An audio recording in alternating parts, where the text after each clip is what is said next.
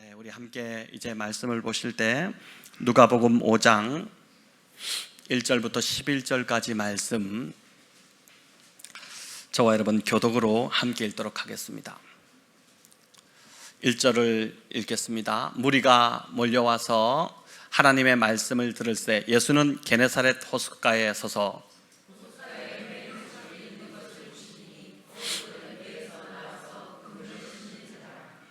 예수께서 한 배에 오르시니 그 배는 시몬의 배라. 육지에서 조금 떼기를 정하시고 앉으사 배에서 무리를 가르치시더니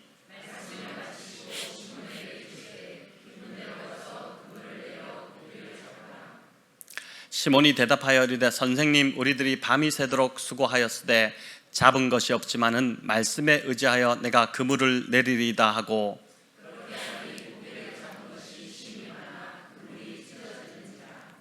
이에 다른 배에 있는 동무들에게 손짓하여 와서 도와달라 하니 그들이 와서 두 배의 채움에 잠기게 되었더라.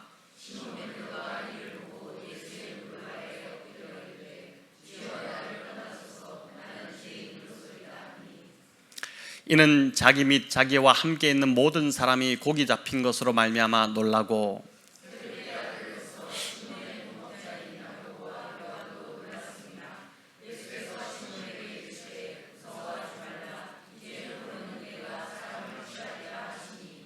함께 읽겠습니다.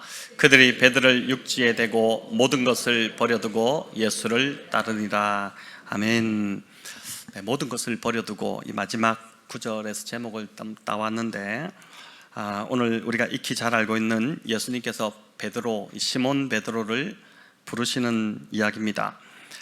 혹 오늘 이 본문을 이제 읽으면서 나도 베드로처럼 생업을 다 접고 주님을 따라야 하나 이런 부담감을 가지시는 분이 있다면 부담감을 편하게 좀 다 내려놓으셔도 좋겠습니다. 오늘 말씀의 핵심이 이제 나중에 다 들으면 이렇구나 하는 것을 좀 아시게 될 텐데, 자 보니까 이제 1절에 이 이야기의 배경이 게네사렛 호수다 이렇게 하는데 이는 갈릴리 호수의 또 다른 이름입니다.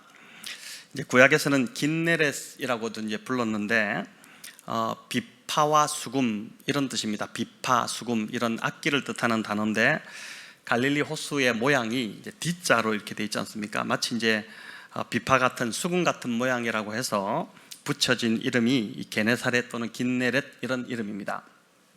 자, 2절은 보니까 호숫가에 배 두 척이 있는데 어부들이 배에서 나와서 이제 그물을 씻고 있었다 이렇게 하죠. 자, 이로 미루어 볼 때 이 시간이 아침 시간대였을 것으로 그렇게 봅니다. 5절에 보면 베드로가 밤새 고기를 잡았다 이렇게 하는데 그물을 이제 손질하고 집에 들어가려고 하던 그때에 주님과 무리들이 몰려왔고 주님이 베드로의 그 배에, 시몬의 배에 이제 오르신 것입니다. 자, 이 시몬 입장에서는 예수님과 무리들이 달갑지 않았겠죠. 고기를 잡는다고 밤을 새웠으니 얼마나 피곤하고 또 허기까지 졌겠습니까? 저도 오늘 아침에 새벽기도 끝나니까 배가 고파가지고 기도하고 나니까 배가 고파지더라고요. 이제 그러니까 밤새 고기를 잡는다고 애를 썼으니 얼마나 배가 고프겠습니까? 잡은 고기라도 있으면 이 몰려온 무리들에게 이제 팔아서 재미라도 볼 텐데 밤새 허탕만 쳤기에 팔 물고기가 하나 없습니다. 빨리 그물을 손질하고 집에 들어가서 쉬고 싶은 마음밖에 이제 없었을 것입니다. 밤새 열심히 일한 베드로가 볼 때는 이 몰려온 군중들은 정말 할 일 없는 한심한 인간들처럼 그렇게 보이지 않았겠습니까? 일은 안 하고 저렇게 몰려다니면서 남의 작업장에 와서 귀찮게 하는 그 해방꾼으로 그렇게 보였을 것입니다. 그런데 베드로가 더 짜증난 것은 예수님이 그 많은 배들 중에서 하필 자기의 배에 오르겠다고 하신 것입니다. 자신의 배를 강대상 삼아서 이제 말씀을 전하시겠다고 하신 것인데 저는 이 본문을 이제 이전에 묵상할 때 이번에 좀 새롭게 또 보게 됐는데 예수님만 배에 오르시고 베드로가 이제 해변에서 계속 그물을 손질하고 있는 줄 알았는데 본문을 자세히 보니까 베드로도 배에 이렇게 함께 탔습니다. 그렇게 알고 계셨나요? 저만 잘못 알고 있었나요? 3절에 보면 이제 주님이 배를 육지에서 조금 떼기를 청하셨다 이렇게 하는데 배를 그냥 바다 쪽으로 이렇게 밀어낸 것이 아니라 베드로가 같이 타서 배가 움직이지 않도록 미름은 밖으로 밀려나가지 않습니까? 그러니까 밀려나가지 않고 또 안으로 붙지도 않고 적당한 거리를 유지하도록 이제 베드로가 그렇게 조종해주고 있었던 것입니다. 지금 이제 조금 전까지 그물을 잡고 있던 베드로의 손에는 노가 당연히 잡혀 있지 않았겠습니까? 그래서 그 노로 이제 배를 이제 앞뒤로 밀려나지 않도록 조정을 해주고 있었는데, 이렇게 한 이유는 사람들이 예수님의 말씀에 좀 집중하도록 그렇게 도왔던 것입니다. 불과 조금 전까지만 해도 예수님과 떨어져 있던 이 시몬이 예수님 바로 곁에 그렇게 본다면 앉아 있게 된 것입니다. 그리고 주님의 말씀을 이제 가장 가까이에서 듣는 그 특별한 은혜를 지금 이제 이 베드로가 누리고 있는 것이죠. 베드로는 그 자리에서 이제 주님의 목소리만 듣지 않았을 것입니다. 주님이 전하시는 그 천국 복음의 내용이 깊이 베드로에게 들어오지 않았겠습니까? 그 복음에 점점, 그 말씀에 점점 빠져들게 되었겠죠. 주님의 이 말씀을 들으며 베드로의 지친 마음도 점점 풀어지기 시작했을 것이고, 뭔가 모를 그 내면의 허전함이 채워지는 것을 느끼기 시작하지 않았겠습니까? 요즘 여러분의 마음 상태가 어떠하신 것 같습니까? 마치 나의 이 상태가 호숫가에서 그물을 씻고 있는 이 베드로 같지 않습니까? 밤새 고기를 잡았지만 한 마리도 잡지 못하고 허탕을 친 이 베드로처럼 요즘 나도 하는 일마다 되는 일이 없고, 그래서 짜증만 나고 또 의욕도 사라지고 그렇지 않습니까? 그저 쉬고만 싶고 무기력한 상태에서 벗어나지 못하고 있지는 않습니까? 그런 분이 있다면 하나님의 말씀을 듣는 자리로 더 자주 나오시기를 바랍니다. 예배의 자리, 기도회의, 오늘 같은 이 기도회의 자리, 이런 자리가 될 수 있고, 또 홀로 집에서 또는 회사에서 주님 앞에 앉아 묵상하는 그 자리가 될 수도 있습니다. 그 자리에서 베드로처럼 주님의 말씀을 들을 때 저와 여러분의 마음도 긴장되어 있는 이 마음도 좀 풀어지기 시작할 것이고, 짜증도 가라앉고 마음에 평안이 임하게 될 것입니다. 제가 보니까 안 바쁜 사람이 없는 것 같아요. 다 바쁩니다. 그래서 말씀을 읽을 시간도 못 내고 묵상도 제대로 못하고 그럽니다. 그저 내 손에는 베드로처럼 지금 그물이 들려 있습니다. 빨리 처리해야 할 그런 일들이 쌓여 있으니까 바로 옆에서 주님이 말씀하고 계심에도 베드로처럼 말씀이 잘 들리지 않는 것입니다. 교회로 와도 주일날 예배 참석해서 말씀을 들어도 자꾸 뭔가 해야 될 일들이 또 풀리지 않는, 해결되지 않는 일들을 가지고 예배로 나오니까 그 그물이 내 손에 들려 있으니까 주님이 말씀하시는 것이 잘 들어오지 않는 것이죠. 그래서 주님이 베드로가 손에서 그물을 놓도록 하기 위해서 배에 함께 이렇게 오르게 하신 것입니다. 급하고 바쁘더라도 손에서 이제 그물을 내려놓고 주님의 말씀에 귀 기울이는 것이 저와 여러분이 살 수 있는 길, 회복될 수 있는 길임을 믿고 붙잡으시기를 바랍니다. 베드로는 오늘 본문 이 누가복음 5장에서 주님을 처음 만난 것이 아니었습니다. 마태복음 4장과 또 마가복음 1장에 보면 불과 얼마 전에도 베드로가 그물을 버려두고 주님을 한 차례 따라 나서기도 했습니다. 또 누가복음 오늘 5장 전에 4장에도 보면 예수님이 베드로의 집에 직접 들어가시기도 했고, 또 그 장모님의 열병을 고쳐주시기도 했습니다. 하지만 베드로는 이 주님의 부르심을 받고도 다시 곁길로 세워버린 것이죠. 그물을 버리고 주님을 따라 나섰지만 이내 다시 돌아와서 오늘 본문에 보니까 밤새 허탕을 치고 또 그물을 다시 손질을 하고 있는 그런 모습을 보게 됩니다. 베드로의 옛 이름이 이제 시몬인데 본 이름이 시몬이잖아요. 그 이름의 뜻은 흔들리기 쉬운 갈대 이런 뜻입니다. 정말 이 이름대로 뭘 하나 결단하면 끝까지 밀고 나가지 못하고 자꾸 흔들리는 게 시몬입니다. 저와 여러분이 시몬이죠. 우리의 모습과 너무 비슷하지 않습니까? 하지만 주님이 이런 시몬을 끝까지 포기하지 않으셨고, 또한 저와 여러분도 끝까지 포기하지 않으신다고 믿습니다.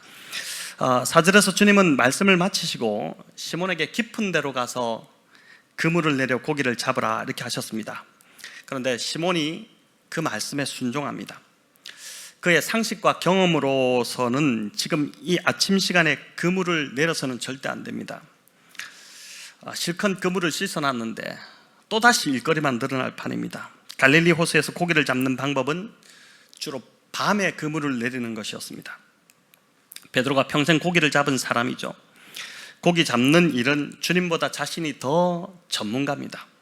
또 지금은 고기 그물을 다시 내릴 기분도 아닙니다. 허기도 지고 피곤이 몰려왔기 때문에 빨리 정리하고 들어가 쉬는 것, 그것이 상책입니다. 많은 경우 저와 여러분도 기분이나 컨디션이나 감정에 좌우되지 않습니까? 기분 내키면 하고 기분 내키지 않으면 안 하고 막 그러죠. 또 컨디션이 좀 좋지 않으면 안 하고 그러지 않습니까? 그렇기 때문에 베드로 안에 내적 갈등들이 그 아침에 격렬하게 막 일어났을 것입니다. 하지만 베드로는 신기하게도 지금 보니까 주님 말씀에 순종합니다. 자, 베드로의 이런 변화가 어디서 시작되었을까요? 그럼 바로 오늘 본문을 좀 깊이 보니까 주님 곁에서 말씀을 집중해서 들었던 그 사건이 계기가 되었음이 분명한 것 같습니다. 말씀으로 인한 변화가 베드로를 지금 움직이게 한 것입니다. 기분에 의지한 것도 아니고 그의 전문성이나 경험 또 상식이나 이성에 의지해서 그물을 내린 것이 아닙니다. 예수님이 말씀하셨기 때문에 그 말씀에 순종해서 그가 이제 그물을 내린 것입니다. 그가 물고기 잡는 어부가 아니라 사람을 낚는 어부로 변화되는 결정적 계기, 그 순간이 바로 주님의 말씀을 우연히 찾아오신 그 주님, 자기 배에 우연히 오르신 그 주님 가까이에서 말씀을 듣는 그 시간이 있었기 때문임이 틀림없습니다. 자, 그래서 그리스도인은 무엇보다 말씀을 잘 듣는 것이 중요합니다. 여러분 500년이 좀 더 지났죠. 종교개혁자들이 이제 종교개혁을 일으키고 나서 성산식 중심의 그 미사가 그 당시 이제 가톨릭에서 계속 행해지고 있었는데 그 성산식 중심의 미사를 거부하고 설교 중심의 예배로 그 전환했던 이유도 바로 이제 이런 믿음은 그리스도의 말씀을 들음으로 이제 생겨난다는 것을 확신했기 때문입니다. 주님이 열심히 일한 마르다가 아닌 마리아 편을 들어주신 것도 같은 이유에서였습니다. 마르다가 예수님을 존경하고 사랑하지 않았을까요? 너무 좋아했죠. 그래서 예수님이 드시고 싶은, 예수님이 좋아하시는 그 맛있는 음식을 대접하고 싶어서 그렇게 열심히 음식을 준비했습니다. 그런데 자신은 너무 바쁜데 동생 마리아는 너무 한가하게 주님 앞에서 말씀만 듣고 있으니 그걸 보는 순간 이제 화가 치밀어 오른 것이죠. 하지만 주님은 마리아가 더 좋은 편을 선택했다고 마리아 손을 들어주셨습니다. 예수님이 마르다에게 가장 원하셨던 게 무엇이었을까요? 맛있는 음식이었을까요? 맛있는 음식을 좀 해서 나에게 그 음식을 대접해 주면 좋겠다, 그것이었을까요? 그게 아니라 주님의 말씀을 듣는 것이었습니다. 우리가 예수님을 섬길 수 있는 가장 좋은 방법도 다름 아니라 바로 말씀을 경청해서 듣는 것입니다. 하나님 말씀을 잘 듣는 것, 그게 그 어떤 주님을 섬기는 것보다도 가장 주님이 기뻐하시는 섬김의 방법이라고 할 수 있습니다. 왜냐하면 주님은 그 무엇보다 우리의 믿음이 자라기를 가장 원하시는데, 믿음은 다름 아니라 그리스도의 말씀을 들을 때 자라나기 때문이죠. 마르다처럼 주님을 섬기고 또 열심히 교회를 섬기면서도 짜증을 내고 분노하는 이유가 무엇이겠습니까? 그런 사람들이 있지 않습니까? 왜 그럴까요? 말씀이 들리지 않아서입니다. 그러니까 말씀 듣기를 소홀하기 때문에 열심히 일은 하는데 기쁨은 없고 의무감과 부담과 짜증과 불평만 남게 되는 일이 벌어지는 것입니다. 자, 말씀이 들려오기 시작하면 기분이나 감정에 따라 또 내 컨디션에 따라 움직이지 않고 말씀을 따라서 순종하게 됩니다. 그러니까 말씀이 내 안에 들어오면 내 경험이나 상식을 따르지 않고 주님의 말씀을 따라 순종하게 됩니다. 그래서 그리스도인은 그 무엇보다도 하나님의 말씀이 중요하고 하나님의 말씀을 경청하고 하나님의 말씀을 가까이 하는 것이 중요하다고 할 수 있는 것이죠. 자, 이렇게 말씀에 순종하자 기적이 일어나게 됩니다. 우리 6절과 7절을 같이 한번 읽어보겠습니다. 6절과 7절.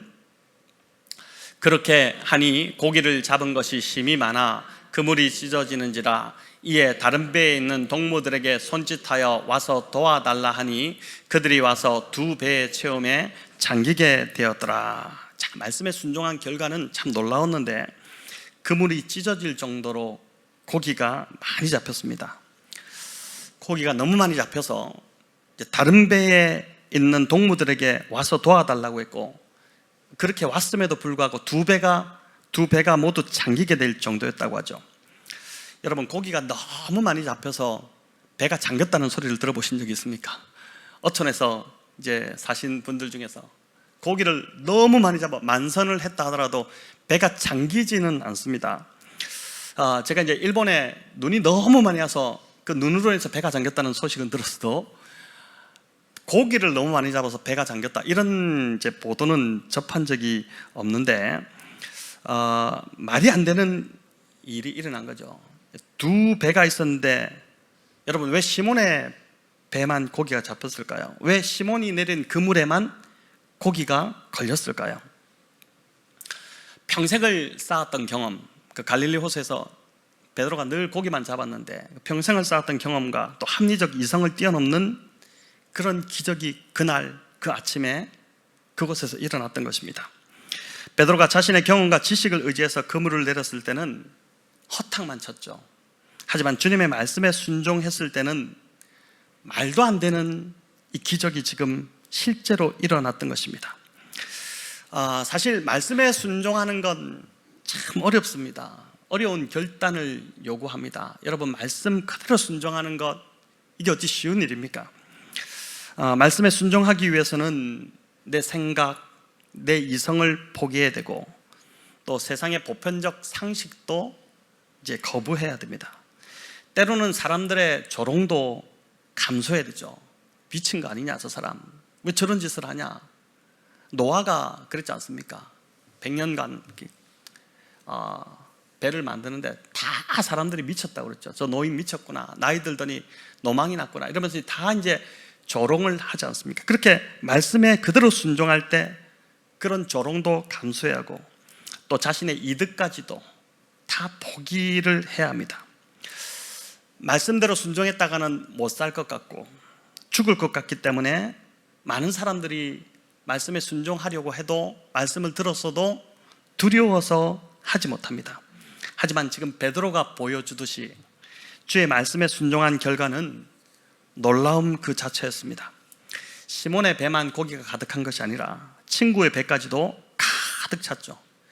축복이 나에게만 임한 것이 아니라 그 축복이 이웃에게까지 다 흘러가게 됩니다. 이 모든 기적과 축복은 다름 아닌 바로 이 시몬의 순종에서부터 시작이 된 것입니다.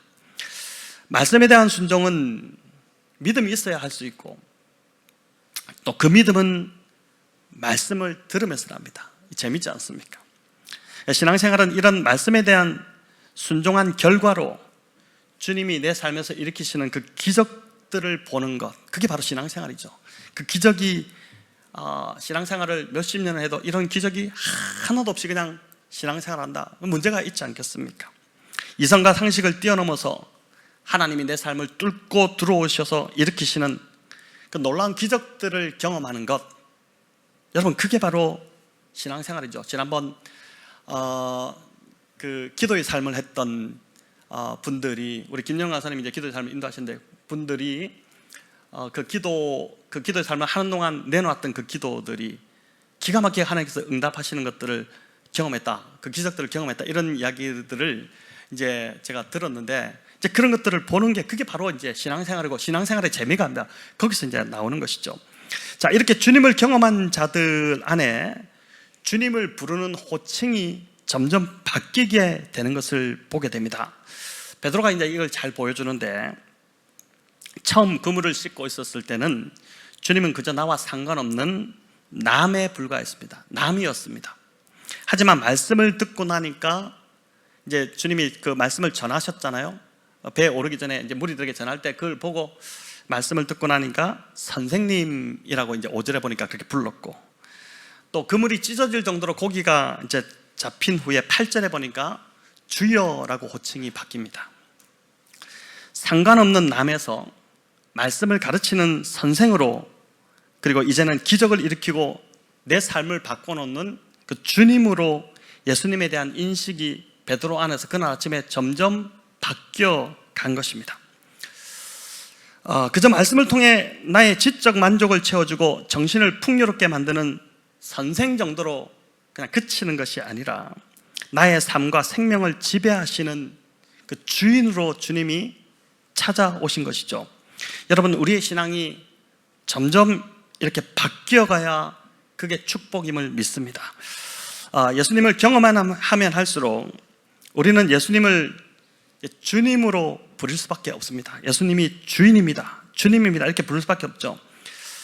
예수님이 남이었을 때는, 우리도 그런 순간이 있었죠. 예수님이 남이었던 그런 때가 있었지 않습니까? 그럴 때는 내 인생 내가 마음대로 살면 그만입니다. 내가 어떻게 살든지 상관없습니다. 그리고 그 인생은 어떤 인생입니까? 나를 위해 사는 인생이죠. 내 안위가 우선이고 내 유익이 우선이고 또 내 미래가 우선이고 무엇보다 내가 중요합니다. 내가 중요한 인생입니다.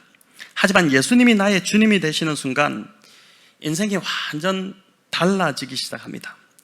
삶의 가치와 또 목적과 방향이 완전히 바뀌어버리는 것, 그게 주님을 만난 자들 안에 일어나는 변화지 않습니까? 이전에 중요하게 여기던 것, 그게 더 이상 중요하지 않게 됩니다. 바울이 그 경험을 했었죠. 또 이전에 대단해 보였던 것들이 이제는 시시해 보이기 시작합니다. 무엇보다 나를 위해 살기보다 나의 주인이신 예수님을 위해 살고 싶어지는 일들이 일어납니다. 나 중심이던 삶이, 또 내 가족 중심이던 삶이 예수님 중심적인 삶으로 변화되는 것, 바로 이것이 예수님을 만난 자들 안에 일어나는 변화라고 할 수 있습니다. 무엇을 우리가 하나 결정하더라도, 무엇을 하나 사더라도 나의 미래, 나의 유익, 내 가족이 우선이었는데 이제는 주님의 뜻을 구하는 것이 습관이 되기 시작합니다. 주님의 뜻을 구하는 것이 우선이 되기 시작하는 거예요. 이걸 하나님이, 이전에는 이게 나에게 내가 기쁜지, 이거 하면 내가 기쁜지 아닌지 그게 내 기준이었는데 이제는 이걸 하나님이 기뻐하시는지를 먼저 생각하는 자로 바뀌게 된다는 것입니다. 나의 유익보다 이것이 하나님 나라와 교회 공동체의 유익이 되는지를 먼저 생각하게 되는 것, 바로 이런 삶이 예수님을 주님으로 부르는 자 안에 일어나는 변화라고 할 수 있는 것입니다. 자, 저와 여러분은 지금 어디쯤인 것 같습니까?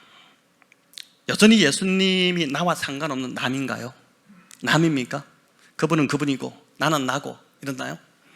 그분의 십자가는 그분이 죽으신 거고 나는 십자가와 상관없고 이러나요? 아니면 그저 좋은 말씀을 전해주시는 나의 지적 만족을 채워주는 그저 선생님 정도인가요?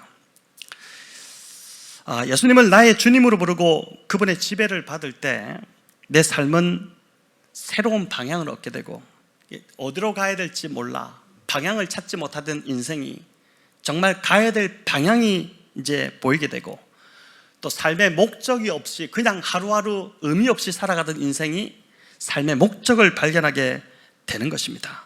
여러분, 바로 이런 삶이 흥분되고 살아있고 생명력 있는 인생이 되는 것이죠.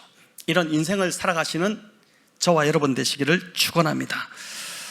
그물이 찢어지는 이 기적을 경험한 후에 시몬 베드로 안에 일어났던 또 하나의 변화가 있습니다. 그 변화는 바로 자신을 죄인이라고 자각하게 된 것입니다. 우리 8절을 같이 한번 읽어보겠습니다.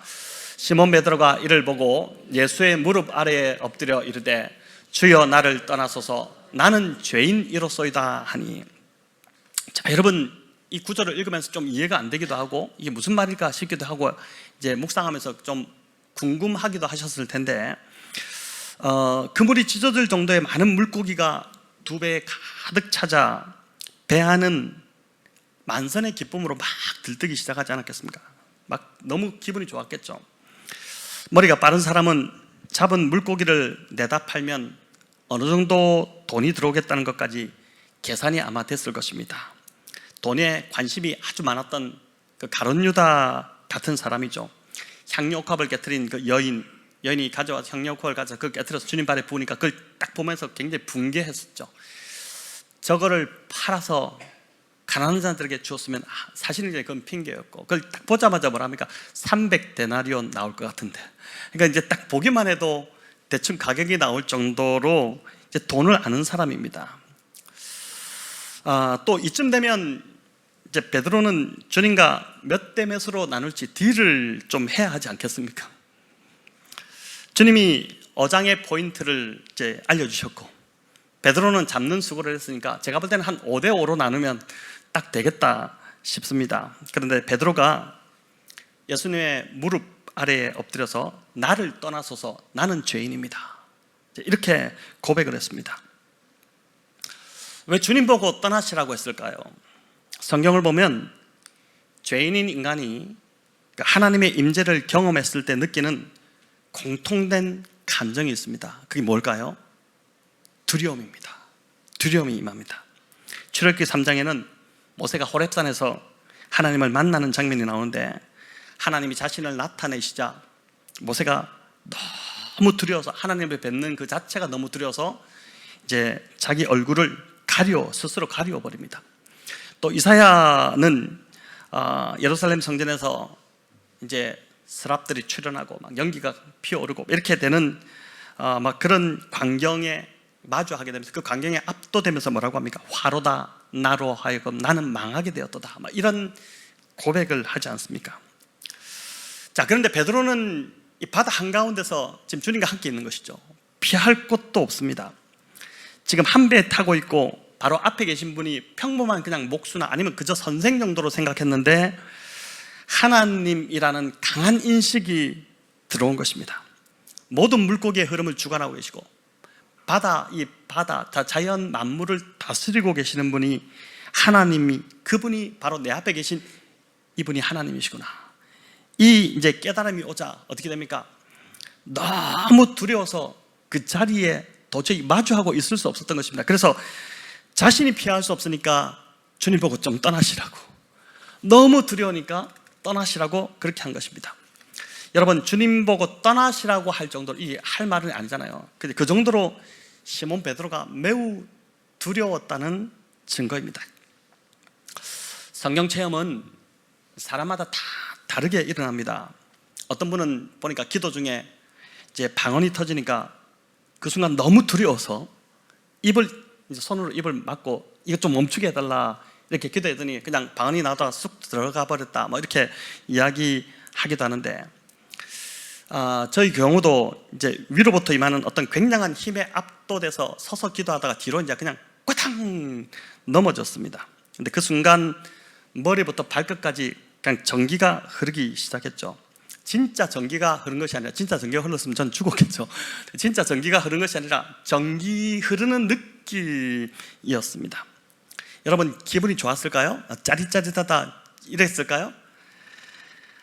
저는 너무 두려워서 죽을 것 같았습니다. 그 순간 누워있는데 내 죄로 인해 하나님이 나를 죽이실 것 같다는 엄청난 두려움이 그 순간 순간적으로 이렇게 몰려왔던 것입니다. 그래서 죽을 것 같아서, 또 몸도 이제 이게 제 스스로가 통제가 안 돼, 뭔가 나를 덮쳐서 나를 지금 뭔가 이렇게 나의 몸을 어떻게 하고 있는 것 같은 느낌이 드니까 통제가 안 되니까 이제 고래고래 소리를 죽겠다고 이제 지른 것입니다. 막 으악 하면서 소리를 막 지르는데 그 자리에 있던 리더 두 분이 저에게 오셔서 이제 누워 있는 저에게 손을 대고 이렇게 기도해 주시면서 하시는 말씀이, 하나님 성령님이 지금 임하신 것이고 하나님께서 지금 너를 만지고 계시니까 무서워하지 말라, 이렇게 이야기를 해줬습니다. 근데 그 말을 듣는 순간 비로소 이제 안심이 되기 시작하면서 그때부터 눈물이 막 흐르기 시작하고 한 30여 분 정도 주님이 저를 성령께서 저를 만지시는 이제 그런 경험을 이제 했었습니다. 여러분, 한 신학자는 오늘날 현대 교회의 문제는 하나님에 대한 경외감이 사라진 것이고, 또 성도들이 하나님의 현존 앞에서 이런 절대적 공포를 경험하지 못했기 때문이다, 이렇게 지적을 했습니다. 저는 참 굉장히 이 말이 정확한 지적이다. 저는 이 말에 참 공감이 되는데, 왜 성도들이 예배를 소홀히 여길까요? 하나님의 그 임재의 두려움을 경험해 보지 못했기 때문입니다. 왜 교회 안에서 함부로 말하고 문제를 일으키고 막 그럴까요? 또 교회 안팎에서 여러 윤리적 일탈의 죄들이 왜 자꾸 일어나는 것일까요? 한국 교회 안에 그런 일들이 지금 계속 일어나잖아요. 하나님의 현존하심에서 오는 그 정말 너무 두려운 그 두려움을 경험해 보지 못했기 때문입니다. 나를 떠나서서 나는 죄인입니다, 이게 베드로가 정말 크게 이야기한 게 아니라 막 거의 기어 들어가는 소리로 너무 두려워가지고 거의 겨우 내뱉은 말이 나를 떠나서서 나는 죄인입니다, 이 말을 내뱉었을 건데, 이런 진실된 고백이 있을 때 저는 교회가 다시 건강성을 회복하고 신앙의 본질을 되찾게 될 것이라고 그렇게 생각을 합니다. 주체할 수 없는 이 두려움으로 떨고 있는 베드로에게 주님이 말씀하셨죠. 이 말씀이 너무나도 멋진 말씀인데 우리 10절을 같이 한번 읽어보겠습니다. 예수께서 시몬에게 이르시되 무서워하지 말라, 이제후로는 네 사람을 취하리라 하시니. 무서워하지 말라. 주님의 이 말씀이 여러분 시몬 베드로에게 얼마나 큰 안심이 되었겠습니까? 제가 경험을 해보니까 정말 무서워하지 말라, 두려워하지 말라, 형제 두려워하지 마세요, 이 말이 굉장한 큰 위로였거든요. 여러분, 예수님이 이 땅에 오신 이유는 죄로 인해 두려움에 빠진, 인간은 죄를 지은 순간부터 두려움이 찾아왔잖아요. 아담과 하와가 두려움이 찾아온 게 인간의 첫 감정이 그 두려움이었잖아요. 타락한 인간의 첫 감정, 두려움이었거든요. 그런 두려움에 빠진 인간들에게 주님이 오신 이유가 바로 평화를 전하기 위함이었습니다. 지난주 우리 살펴봤던 성탄의 그 첫 성탄의 목자들에게 천사들이 나타나서 이제 주신 말씀, 전해준 말씀도 뭐였습니까? 지극히 높은 곳에서는 하나님께 영광이요, 땅에서는 기뻐하심을 입은 자들 가운데 평화로다, 평화로다, 평화를 주기 위해서 오셨죠. 또 십자가를 앞두고 두려워하는 제자들에게도 우리 주님이 다름 아닌 평안을 말씀하셨습니다. 우리 요한복음 14장 27절인데 같이 한번 읽어보겠습니다. 평안을 너희에게 끼치노니 곧 나의 평안을 너희에게 주노라. 내가 너희에게 주는 것은 세상이 주는 것과 같이 아니하니라. 너희는 마음에 근심하지도 말고 두려워하지도 말라. 여러분, 주님의 죽으심을 앞두고 이제 주님이 떠나신다고 하는데 너무 두려워서 떨고 있던 그 제자들에게 이 말씀이 얼마나 큰 위로가 되었겠습니까? 오늘날 우리가 이 말씀을 한 번씩 문자로 주고받아도 위로가 되는데 이 제자들이 얼마나 위로가 되었을까요? 오늘 밤 저는 이 말씀이 저와 여러분에게도 큰 위로가 되기를 간절히 바랍니다. 뿐만 아니라 주님이 부활하신 후에 두려움에 떨고 있던, 주님이 돌아가셨잖아요. 부활을 생각도 못하고 있던, 두려움에 떨고 있던 그 제자들에게 나타나셔서 가장 먼저 말씀하신 것도 뭐였습니까? 평강이 있을지어다. 이 주님의 등장이 얼마나 멋있는지, 두려움에 막 떨고 있는데 나타나셔서 평강이 있을지어다. 가장 먼저 주님이 샬롬을 선포하시지 않습니까? 샬롬을 전하시잖아요. 베드로에게도 주님이 무서워 말라 하시며 이 평안을 전하셨고, 어제나 오늘이나 변함이 없으신 우리 주님은 오늘 밤 저와 여러분에게도, 두려워하고 있는 저와 여러분에게도 이 평안을 전해주시기를 원하신다고 믿습니다. 1세기 예수님이 오셨을 때에도 세상은 완전히 평안을 잃어버린 그 로마의 팍스 로마나 로마의 통치, 로마의 평화라고 했지만 사실은 힘으로 지배되는, 두려움으로 짓누르는 그 평화였지 않습니까? 평화를 잃어버린 세상이었지만 오늘날은 더 심각한 두려움에 사로잡혀서 살아가고 있는 것 같습니다. 1세기보다 훨씬 더 두려움 속에서 살아가는 게 바로 21세기 우리가 살아가는 이 세상이 아닐까 싶습니다. 신학자 폴 틸리가 이 시대의 가장 치명적인 질병이 무엇이냐? 그건 바로 공포다, 그건 바로 두려움이다, 이런 이야기를 했는데, 많은 사람들이 두려움에 사로잡혀 살아갑니다. 질병에 걸리지 않을까, 이게 늘 우리의 혹시 뭐 아픔, 이게 암이 아닐까, 이런 생각. 뭐 이렇게 배 만지다가 뭐 만져지는 거, 사실 그 살인데 만져지는 것 같아서 그 이제 또 암이 아닐까, 이렇게 생각하기도 하고, 사고가 나지 않을까, 학교 간 자녀가 잘못되진 않을까? 또 직장에서 나가라고 하진 않을까? 나의 노후는 과연 안전하기는 할까? 이런 두려움과 걱정 때문에 늘 쉬지 못하고, 그래서 무언가를 해야만 안전할 것 같아서 자꾸 뭔가를 한다고 쉬지 못하는 것입니다. 여러분, 이런 두려움과 걱정이 심해지면 잠도 잘 못 이루고 하는 것이죠. 목회도 마찬가지입니다. 여러분, 교회를 세우기는 정말 힘들지만 교회가 무너지는 것은 한순간이다. 이게 제가 선배들로부터 참 많이 들었던 이야기인데, 그래서 이제 염려될 때가 왜 없겠습니까? 때로 성도님들 안에 문제가 생기거나 하면 신경이 쓰이고 또 걱정이 앞서기도 합니다. 얼마 전에도 한밤중에 이제 잠이 깨어서 잠이 잘 오지 않았습니다. 알 수 없는 어떤 두려움이 이제 엄습해 온 것이죠. 근데 그때 제가 기도하며 주님의 이름을 계속 불렀습니다. 이제 주님이 내 삶의 주인 되심을 선포하고, 주님이 이 교회의 주인 되심을 그렇게 이제 선포하면서 기도했습니다. 그러니까 주님이 주인 되시면 주님이 모든 것을 책임지십니다. 이렇게 막 기도하는데 내면에 들리는 음성이 염려하지 마라. 내가 다 한다.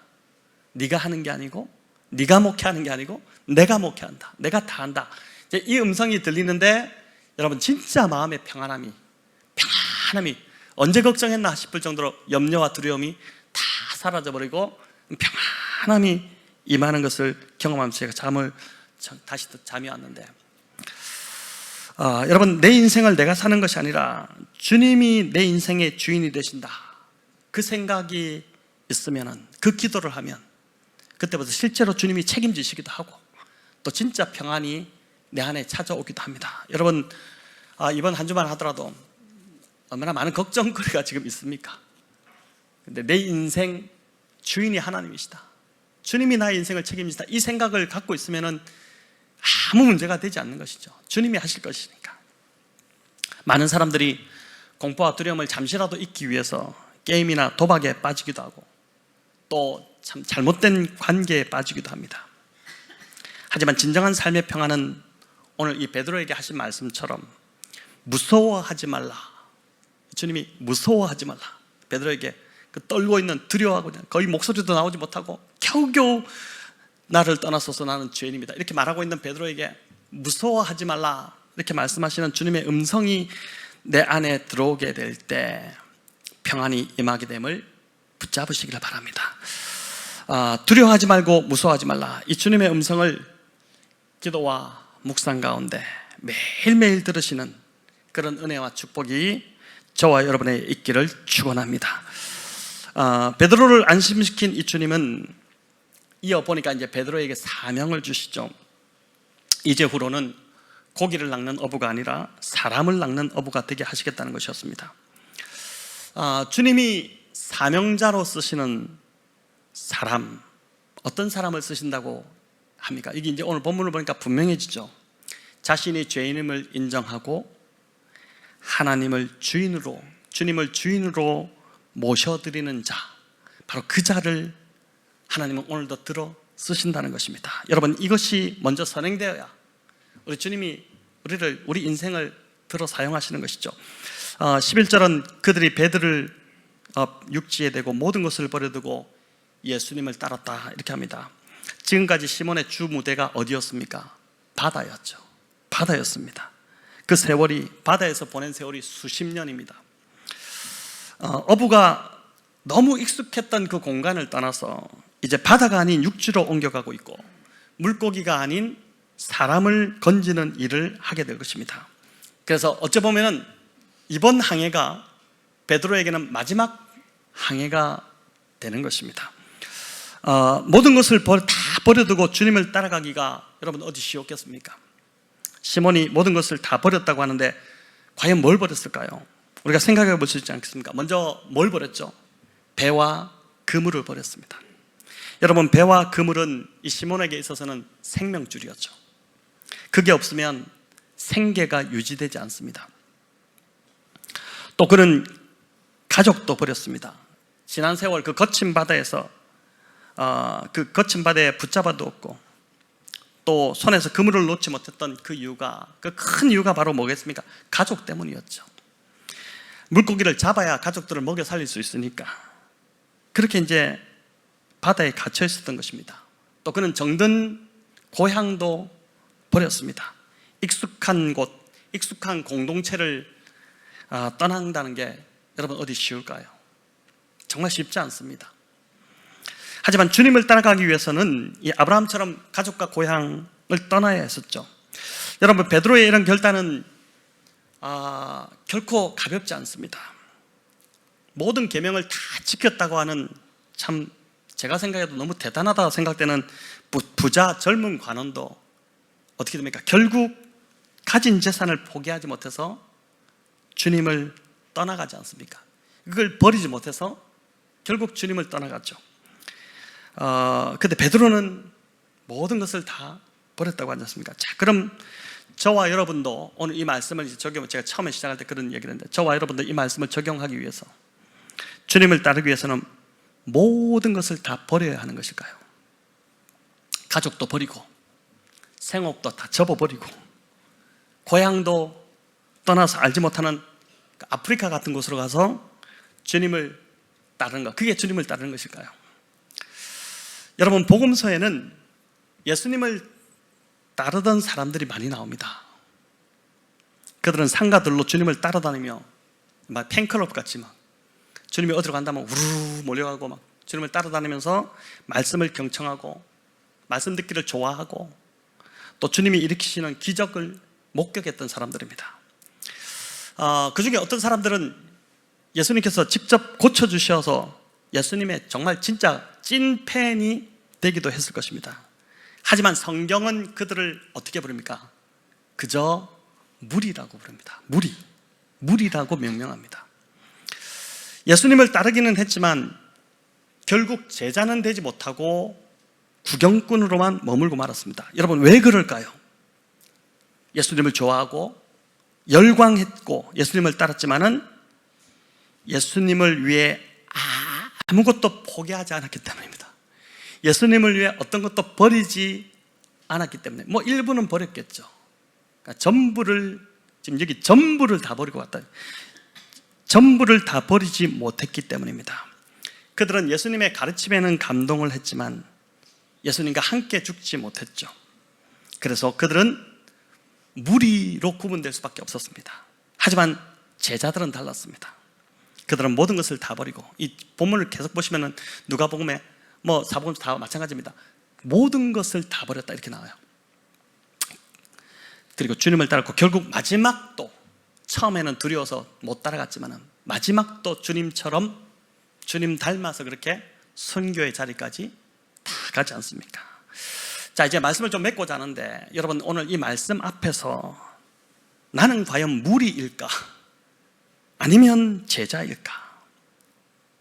이를 한번 좀 생각해 보시면 좋겠습니다. 내가 주님을 위하여 포기한 것이 과연 무엇이 있을까? 제자됨이 또 하나의 생계의 수단이 되어서는 안 되지 않겠습니까? 제자라는 사람이 그 제자가 되기 위한, 제자가 하나의 생계의 수단 또는 부와 명예를 축적하는 수단이 되어서는 안 될 것입니다. 어떤 분은 오늘 이 밤에 말씀을 들으면서 정말 베드로처럼 모든 것을 다 버리고 주님을 따라가야 하는 분도 있을지도 모르겠습니다.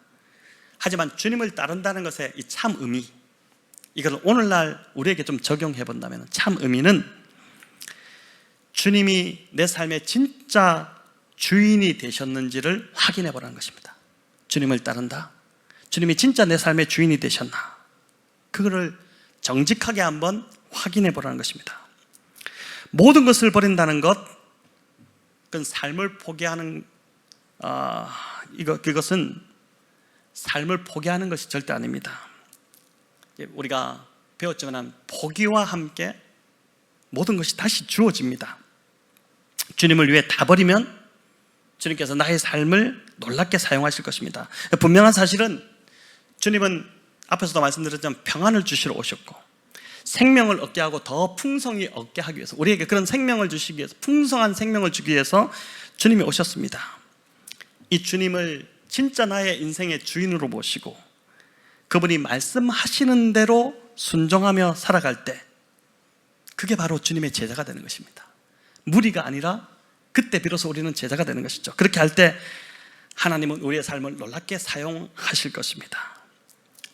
예수님을 주인으로 모시고 여러분 그런 놀라운 삶을 살아가시는, 그래서 정말 우리 삶에서 그런 기적 같은 일들이 좀 계속해서 많이 일어나는 것을 경험하는, 그것이 목장 안에서 풍성하게 좀 나누어지고 서로서로에게 도전이 되어지고 그런 은혜가 저와 여러분 가운데 또 우리 교회 가운데 풍성히 일어나기를, 주님의 제자가 계속해서 제자가 되어지는 그 축복이 일어나기를 우리 주님의 이름으로 축원합니다.